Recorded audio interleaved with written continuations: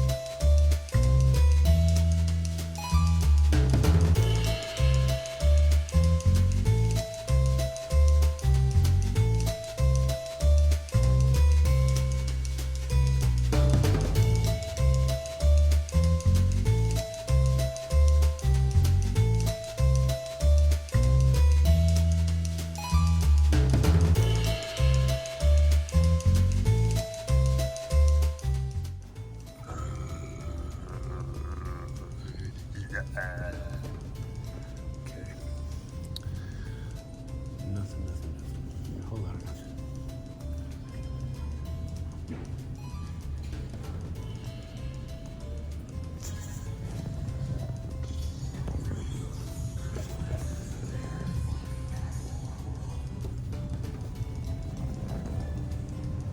All right. Last retail stop before I head home and do some more filming there, but this is the Walmart that got stuck up yesterday. So they've been closed for a long time, I would imagine. But they're open now, so let's go see if they have any die cast. Shall we? We shall.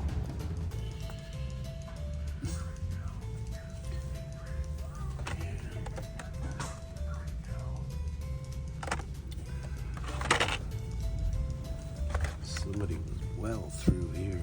Not that I care. Oh, but that's what I want. That's definitely what I want.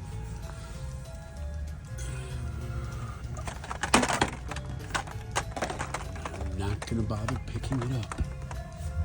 Watch me be a rebel in 2023.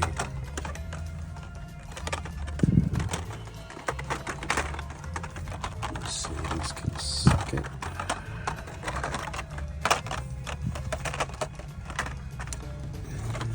Otherwise, all old stuff.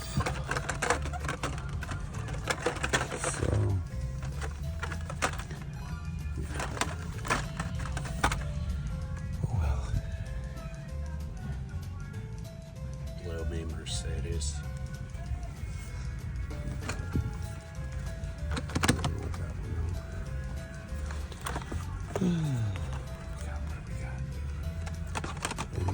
Anything? No? Nothing? Nothing.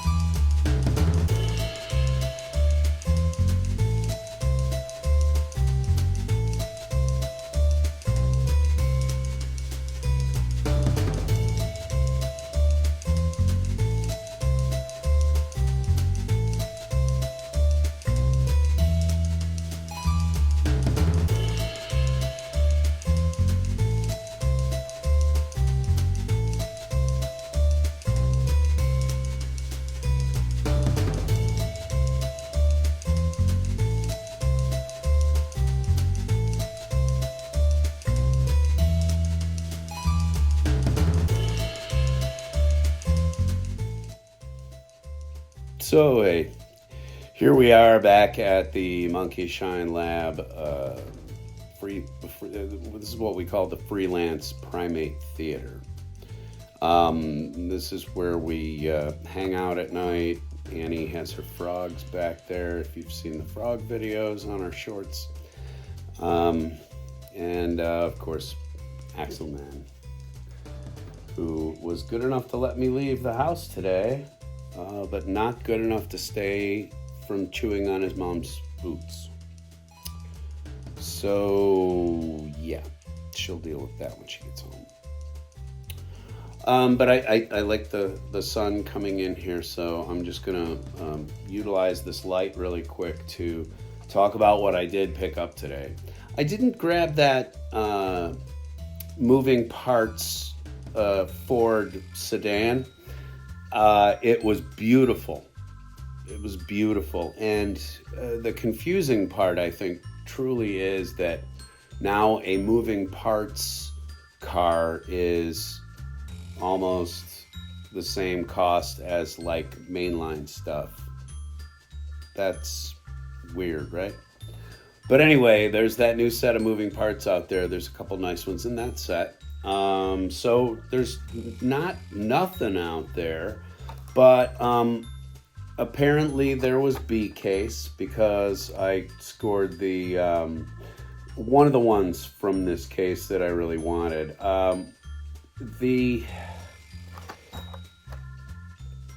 The Hot Wheels around here are just decimated, and obviously they had a restock this morning, and obviously everyone came through and grabbed everything. There was a Mercedes, that red Mercedes there, which I gotta say, it looks nice with the red rims on it and everything, but I'm just not a Mercedes collector. And as much as I do like Fords from the previous eras and stuff, I did not secure that sedan. I just wasn't feeling it, and I think that that's going to be key to the coming year. If you don't feel it, don't pick it up. And so in that vein, I did grab the Dragon Wagon because I did want one of these. And then also in the toy department, I'd like to talk about these a little bit. As you can see right here, my grandson Silas built this one over the weekend. This is a Lego Creator Kit, 3-in-1. It will build a parrot, it will build a fish, and it will build a butterfly. So I bought this to see what some of the other things might look like without having to take apart my grandson's work. Because the parrot in it, the macaw, is really beautiful, and it's pretty big. It stands probably about 4 inches tall. It has an articulated head and wings and stuff. So, you can pose it different ways. It's really pretty cool. So I will stop handling that now. And then the other one that I picked up is the one that my grandson River was working on, which is the panda. And then you can also build a penguin and a killer whale. So. And my wife has got the dolphin built from one of the other sets, so I wanted her to do the killer whale and see how it measures up size-wise to her dolphin. But anyway, these kits are really cheap. These are less than $5, which, when you consider what you're getting, that's really good. The Star Wars stuff in a bag is $5, but these are less. I think they were $350, $375 a piece, and that is amazing for those creator kits.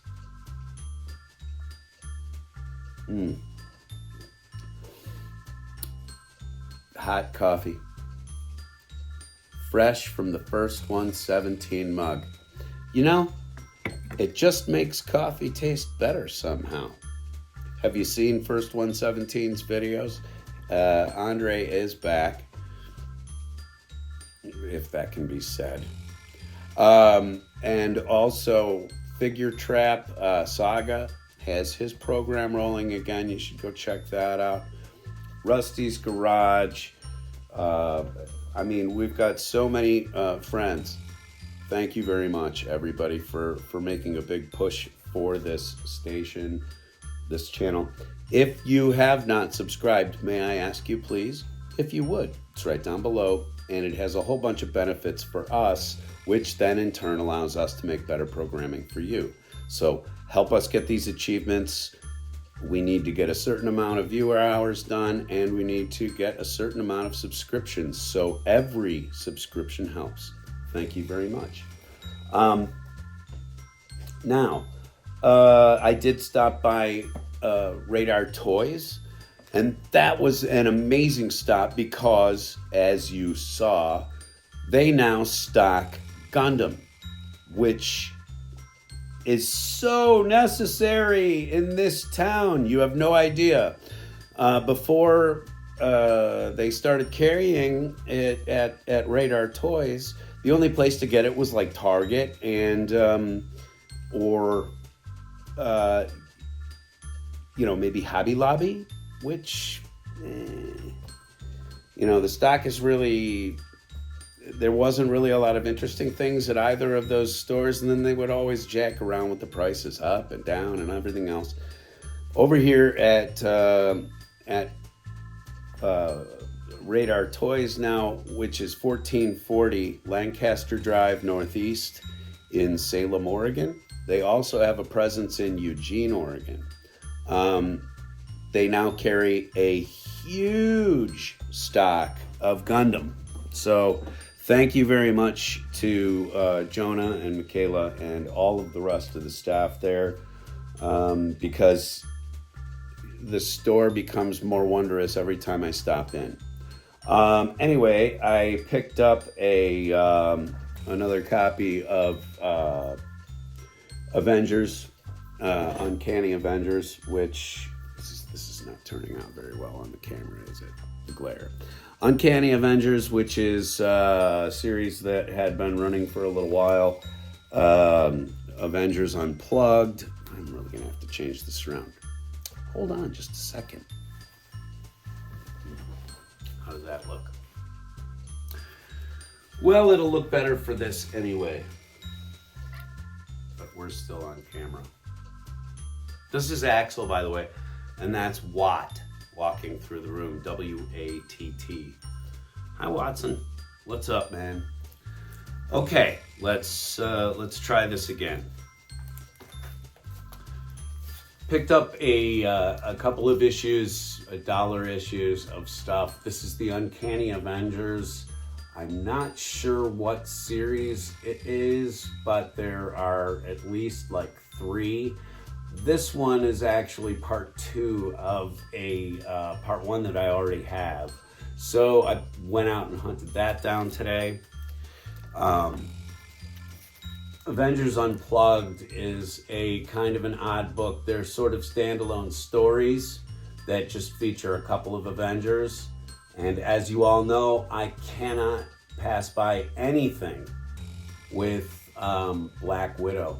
It's a thing.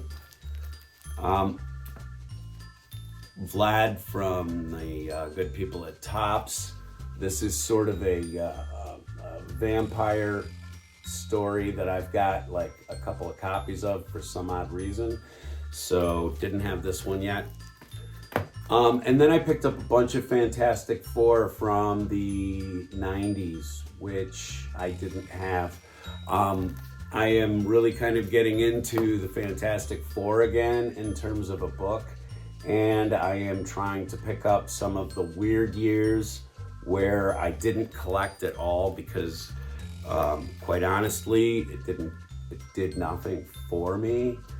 They were odd, like they had different Ben Grimms and different things, and then then they moved They moved She-Hulk in for a little while.